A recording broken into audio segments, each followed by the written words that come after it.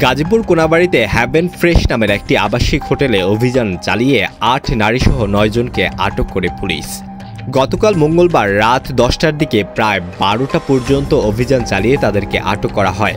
Gazipur metropolitan police Konabari থানার ভারপ্রাপ্ত কর্মকর্তা নজরুল ইসলাম বিষয়টি গণমাধ্যমকে নিশ্চিত করে। এদিকে অভিযানের পর স্থানীয় বিক্ষুব্ধ জনতা হোটেল হ্যাভেন ফ্রেশে ভাঙচুর চালায়। এক পর্যায়ে হোটেলের ভিতরে থাকা আসবাবপত্র বের করে ঢাকা টাঙ্গাইল মহাসড়কে এনে আগুন ধরিয়ে দেয়। এ ঘটনায় হোটেলের নিচে থাকা দোকান মালিকদের মধ্যে আতঙ্ক ছড়িয়ে পড়ে।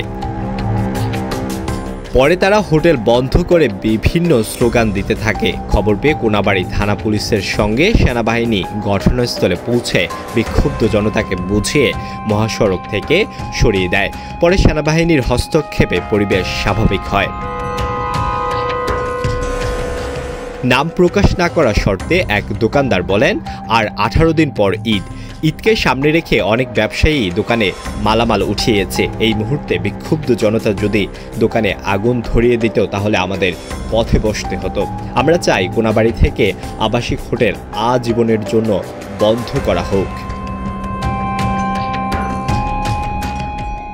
গাজীপুর মেট্রোপলিটন পুলিশ কোনাবাড়ী থানার ভারপ্রাপ্ত কর্মকর্তা নজরুল ইসলাম বলেন, গোপন সংবাদের ভিত্তিতে অভিযান চালিয়ে হোটেল হ্যাভেন ফ্রেশ থেকে অসামাজিক কার্যকলাপে জড়িত থাকার অভিযোগে ৮ নারীসহ ৯ জনকে আটক করা হয়। অভিযান শেষে থানায় আসার পর শুনি বিক্ষুব্ধ জনতা হোটেলে ভাঙচুর চালিয়ে আসবাবপত্রে আগুন ধরিয়ে দেয়। খবর পেয়ে তাৎক্ষণিক কোনাবাড়ী থানার পুলিশ ও সেনাবাহিনীর সদস্যরা ঘটনাস্থলে পৌঁছে পরিস্থিতি নিয়ন্ত্রণ করে। আটককৃতদের বিরুদ্ধে আইনানুগ ব্যবস্থা প্রক্রিয়াধীন।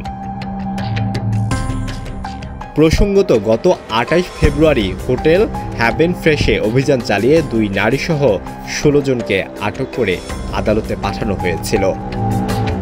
ডেস্ক রিপোর্ট, ঢাকা প্রকাশ।